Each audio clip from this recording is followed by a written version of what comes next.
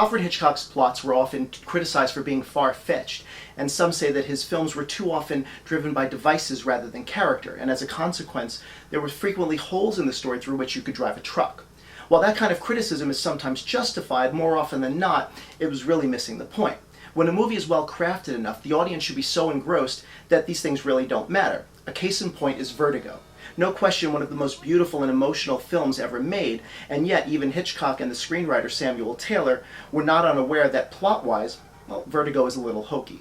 He was the master of the situation. He was the master of the vignette. He was the master of the small moment, the master of the short story. And he always knew about those. He always knew what he wanted to do with those.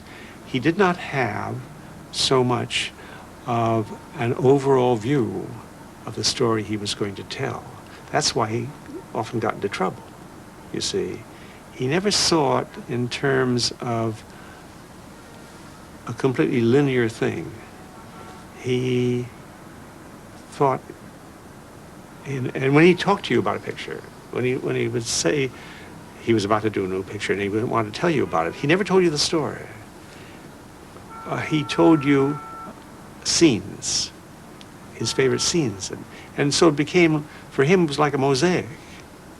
And when he finally got the entire mosaic put together, then you saw the story.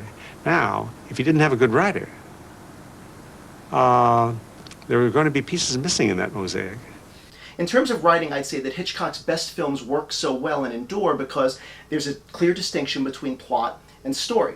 And this is something that's often lacking in lesser films and often ignored by Hitchcock's imitators. The plot was that a man discovering that Stewart suffered from vertigo put together an idea of how to kill his wife by having her jump off a tower knowing that Stewart would not be able to run up the stairs and save her. That's what it amounts to. It's an absurd plot. When Vertigo was reviewed by Time magazine when it was first released, it was called a Hitchcock and Bull story. Later, when Francois Truffaut asked Hitchcock about the problems he found in Vertigo, Hitchcock couldn't help pointing out the gaping hole in the plot as well. Qu'est-ce qui vous gêne dans le film? What bothers you about that picture? The hole in it. The hole in the story. Le trou qu'il y a dans l'histoire. No, yes, because the husband who pushed his wife off the tower, L'homme qui a poussé sa femme de la tour. how did he know Comment pouvait-il savoir that Stewart wasn't going to run up those stairs? que Stewart n'allait pas parcourir ces escaliers? Oui, ça, oui.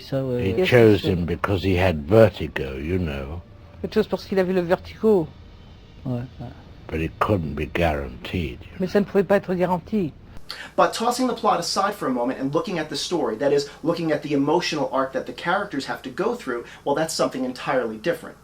The whole story is a man who is destroyed by his feeling of guilt that he has let a woman die, and then tries to find her again, and when he finds a girl who looks like her, tries to recreate the dead woman. Hitchcock was all for what he called a yarn. It's a nice old English word. He said, that's a good yarn, you see. I don't think that there was any hidden meaning.